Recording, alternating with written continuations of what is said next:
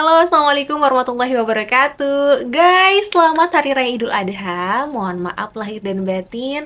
Selamat berkorban. Dan walaupun tahun ini aku tidak berkorban sapi, domba, atau hewan-hewan lainnya, tapi setidaknya aku sudah berkorban. Berkorban apa? Berkorban perasaan. Aduh, kamu kayak gitu juga gak? Gak dong ya. Gimana guys? Udah pada nyate? Udah pada makan daging kurbannya? Atau masih nunggu penyembelihan? Nunggu giliran disembelih? Enggak dong ya. Guys, di momentum Hari Raya Idul Adha, aku ingin ngajak kita semua untuk coba mendalami satu kisah yang sangat luar biasa. Hari Raya Idul Adha itu dikenal dengan Hari Raya Kurban, dan Hari Raya Kurban ini punya kisah yang sangat menarik kenapa ada Hari Raya Kurban. Kalau misalkan teman-teman pasti udah tahu sih sebenarnya, kalau sebagai seorang muslim kita sudah tahu Hari Raya Kurban itu latar belakang kisahnya dari kisah Nabi Ibrahim dan juga Nabi Ismail. Aku ingin mengangkat kisah ini dari sudut pandang pola komunikasi. Karena kita kan bahasannya public speaking, bahasannya komunikasi. Apalagi kisah Nabi Ibrahim dan kisah Nabi Ismail ini pola komunikasi antara ayah dengan anaknya. Kalau kita ngelihat fenomena-fenomena sekarang miris banget ya guys ya. Banyak kasus anak membunuh orang tuanya, atau orang tua membuang anaknya, membunuh anaknya. Itu kan sesuatu hal yang sangat miris, jauh dari apa yang sudah dicontohkan dalam syariat kita, dalam agama kita, yaitu agama Islam gitu. Para nabi sudah mencontohkan kepada kita bagaimana pola komunikasi yang baik antara seorang ayah dengan anaknya. Dan kisah Nabi Ibrahim ini, teman-teman, dan Nabi Ismail, itu ada satu kisah yang kita bisa ambil pelajarannya bersama. Kisahnya seperti apa? Kita tahu bersama ya, Nabi Ibrahim itu ujiannya adalah sulit mendapatkan keturunan. Hingga pada usia 86 tahun, Nabi Ibrahim baru dikaruniai keturunan, yaitu Nabi Ismail. Ya, bayangin ya, misal kita diuji dengan sulit banget dapat keturunan. Terus ketika dapat keturunan nih, dapat wahyu lah Nabi Ibrahim. Dapat mimpi, Nabi Ibrahim bermimpi menyembelih Nabi Ismail, dan mimpinya itu 3 kali, sampai 3 kali bermimpi yang sama.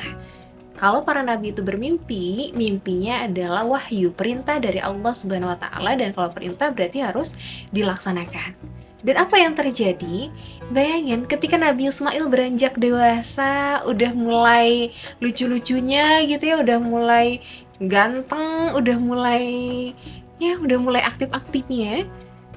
Tapi Nabi Ibrahim diberikan perintah, diberikan wahyu untuk menyembelih putra kesayangannya. Kadang kita barang hilang aja ataupun barang dicuri aja kayak nyesek banget gitu. Ini anak yang ditunggu-tunggu sampai beliau berusia 86 tahun baru dikaruniai anak Nabi Ismail. Apa yang Nabi Ibrahim lakukan? Apakah Nabi Ibrahim menutupi mimpi tersebut? Karena ya udah gak mau Nabi Ismail tahu gitu. Apakah Nabi Ibrahim otoriter gitu? Ismail, ini adalah perintah Allah, kamu harus mau disembelih. Apakah seperti itu? Tapi ternyata tidak. Bagaimana komunikasi Nabi Ibrahim?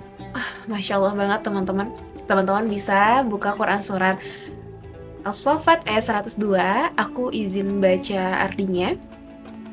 Maka tatkala anak itu sampai pada umur sanggup berusaha bersama-sama Ibrahim berkata, "Hai anakku, sesungguhnya aku melihat dalam mimpi bahwa aku menyembelihmu.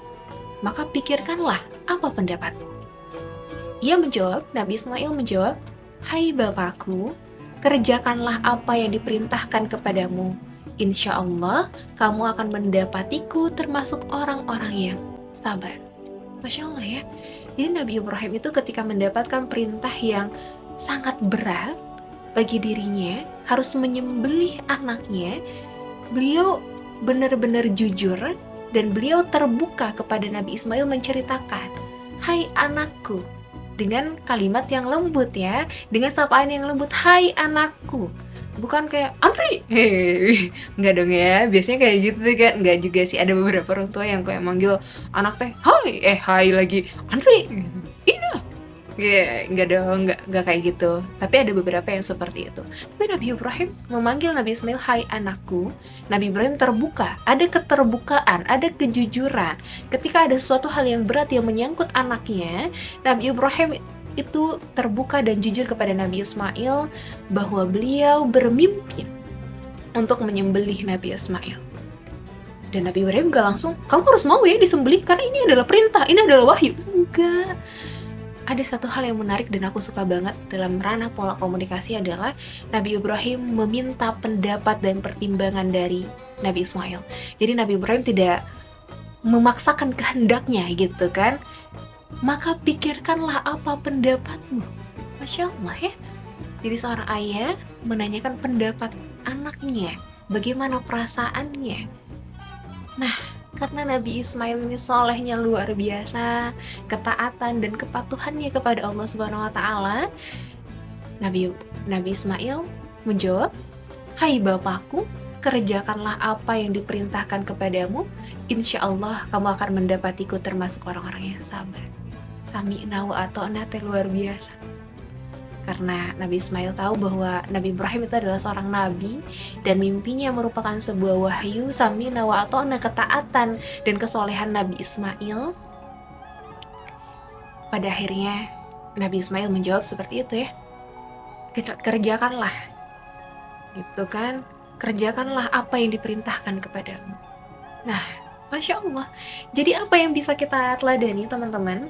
Kalau dalam pola komunikasi antara orang tua dengan anak, penting nih, penting pertama, kita ketika ada sesuatu hal, walaupun aku belum jadi orang tua ini, FYI, aku belum jadi orang tua, tapi kita bisa ngambil pelajaran bersama untuk persiapan ketika kita nanti sudah punya anak.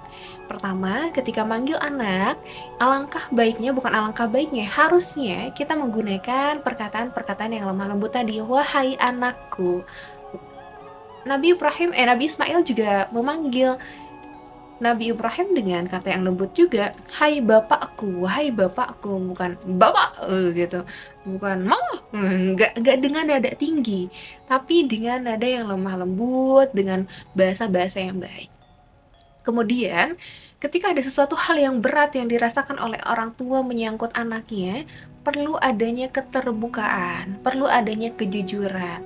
Untuk apa? Untuk meminta pendapat dari anaknya. Karena ini banyak banget, beberapa kasus gitu ya, banyak orang tua yang tidak memberikan ruang untuk berpendapat, ruang berdialog antara anak dengan orang tuanya.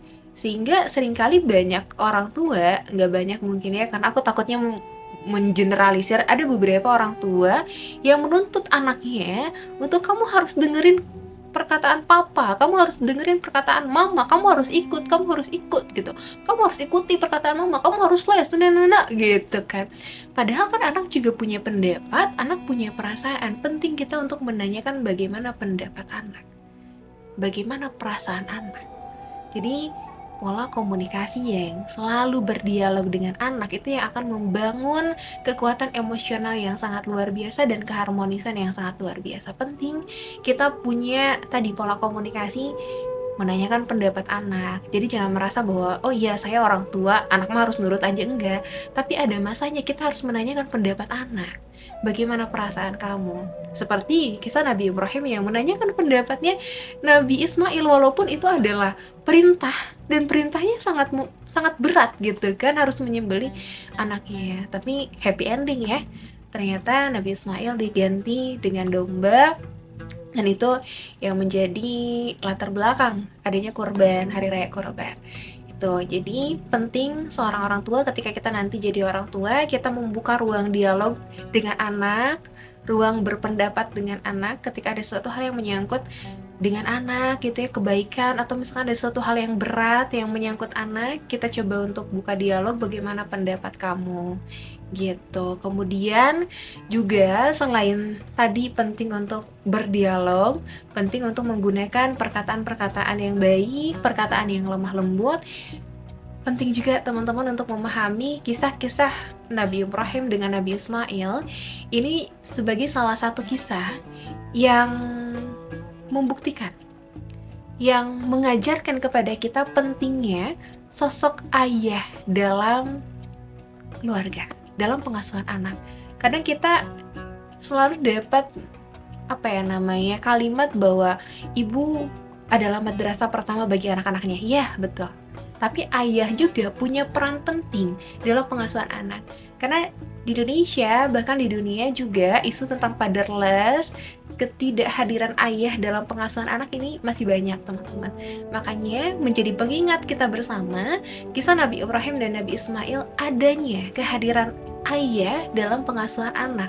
Bukan hanya kisah Nabi Ibrahim dan Nabi Ismail. Kalau teman-teman melihat, mendalami, mentadaburi kisah-kisah dalam Al-Quran, antara orang tua dengan anak itu banyak yang menceritakan antara ayah dengan anak, Luqman dengan anaknya, kemudian juga Nabi Ibrahim dengan Nabi Ismail dan lain sebagainya, kayak gitu ya. Jadi penting adanya peran ayah, para calon ayah ketika sekarang sudah punya anak, maka berikan waktunya untuk ikut berkontribusi dalam pengasuhan anak, karena anak bukan hanya butuh sosok ibu saja, tapi juga perlu sosok ayah. Ayah yang ngajak dialog tadi, ayah yang nanyain pendapatnya kayak gimana, karena ketika menanyakan pendapat, anak merasa bahwa oh, saya punya ruang untuk berpendapat, saya merasa bahwa pendapat saya diterima, saya merasa percaya diri untuk bersuara, untuk menyuarakan perasaan saya. Karena kalau misalkan anak itu tidak diberikan ruang untuk berpendapat, ruang bercerita, itu yang akan membuat anak tidak percaya diri untuk bersuara dan bercerita, dan ini akan berdampak ketika dia sudah dewasa, dia tidak percaya diri terhadap dirinya sendiri. Penting tadi membuka ruang dialog bagi anak. Ayah punya peran penting dalam pengasuhan anak. Jadi kalau misalkan teman-teman belum pada nikah, aku juga belum pada nikah gitu kan, belum pada nikah, aku belum nikah, kita harus selektif juga nih nyari calon-calon ayah. Calon ayahnya punya komitmen gak untuk berkontribusi dalam pengasuhan anak? Karena ini penting banget, teman-teman. Ternyata kisah-kisah yang ada di dalam Al-Quran itu mengajarkan kita tentang pola komunikasi yang baik. Nabi Ibrahim dan Nabi Ismail mengajarkan kita tentang pola komunikasi yang baik, pola komunikasi yang demokratis, seorang ayah yang memberikan ruang berpendapat kepada anaknya ketika ada suatu hal yang berat, seorang ayah yang terbuka kepada anaknya bercerita tentang apa yang diperintahkan Allah kepada anaknya, dan seorang anak dengan kesolehannya, dengan ketaatannya kepada Allah, sami'na wa ata'na. Jadi penting banget orang tua juga menanamkan, mengajarkan pemahaman agama, fitrah, keimanan kepada anak dari sejak dini. Supaya apa? Supaya anak punya pondasi yang kuat ketika dia sudah beranjak dewasa, seperti kisahnya Nabi Ismail. Diberikan pemahaman agama gitu ya, diajarkan oleh Nabi Ibrahim tentang ketaatan kepada Allah. Karena sudah taat kepada Allah, walaupun itu sesuatu hal yang berat, harus berkorban nyawanya, tapi karena ketaatan kepada Allah, Masya Allah, jawaban Nabi Ismail, kerjakanlah wahai ayahku apa yang diperintahkan. Gitu ya guys ya. Jadi ini sebagai pengingat kita bersama. Semoga Hari Raya Idul Adha ini bukan hanya sekedar momentum, tapi menjadi wadah, menjadi hari dimana kita bisa memperbaiki diri kita, memperbaiki pola komunikasi kita dengan orang tua, kemudian misalkan dengan teman sejawat, atau nanti ketika punya anak dengan anak-anak kita. Itu mungkin yang bisa aku sharingkan dan refleksikan pada hari ini. Terima kasih banyak, selamat melanjutkan nyate kembali. Dan sampai jumpa lagi ya di episode Menghebat Bersama berikutnya. Dadah!